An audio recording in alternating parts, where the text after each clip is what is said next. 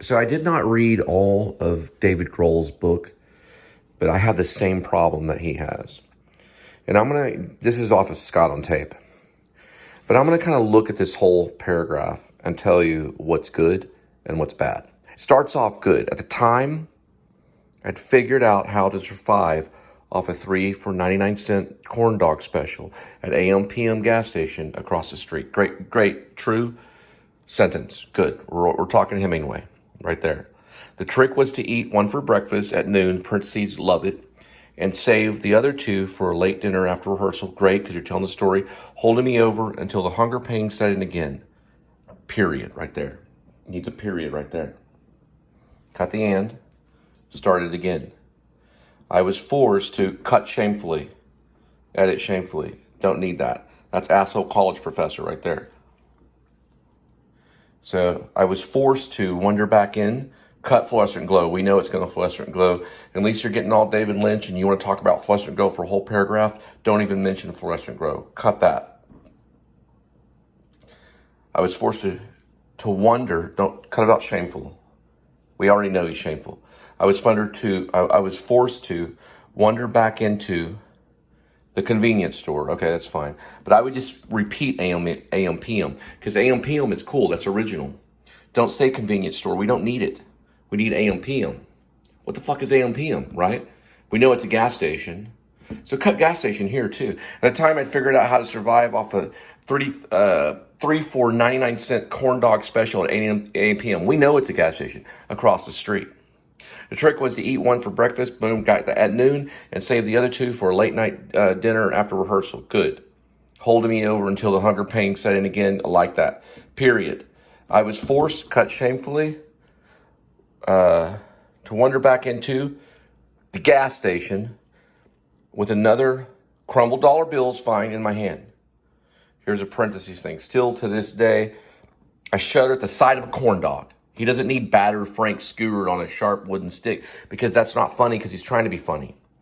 So cut still to this day, cut the parentheses too. Just say to this day, I shudder at the sight of a corn dog.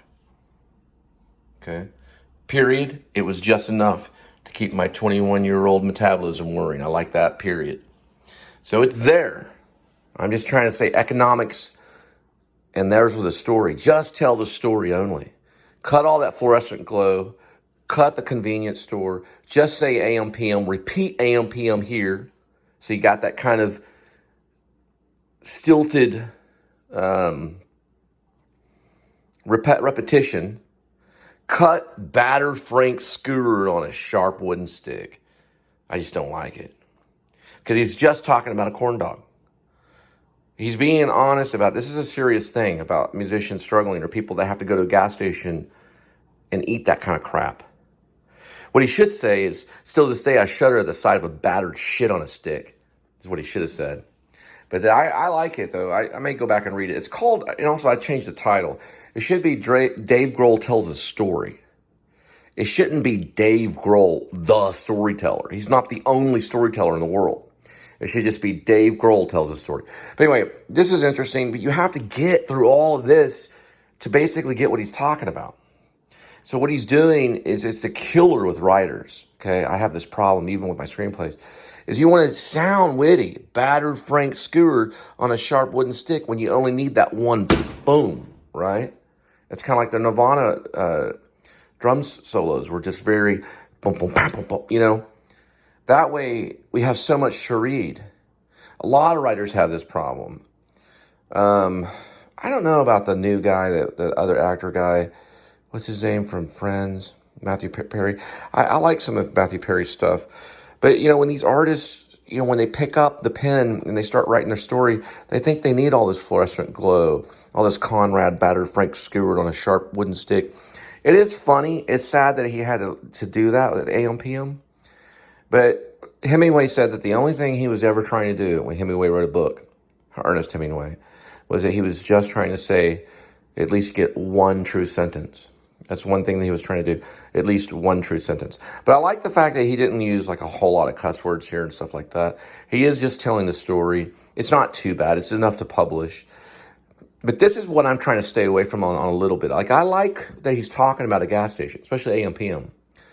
But maybe, you know, on this, something like you go into an Ampm and find out, like, really what's in there, you know, like, there's more than just the corn dogs, you know.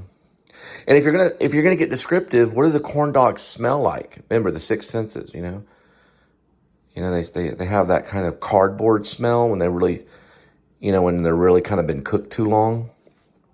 And you bite into them, and you get that little piece of corn dog in your gum, and it scrapes your gum, because, you know, and then you throw away the corn dog stick, you know. That kind of thing, you know. But this is pretty cool, pretty cool.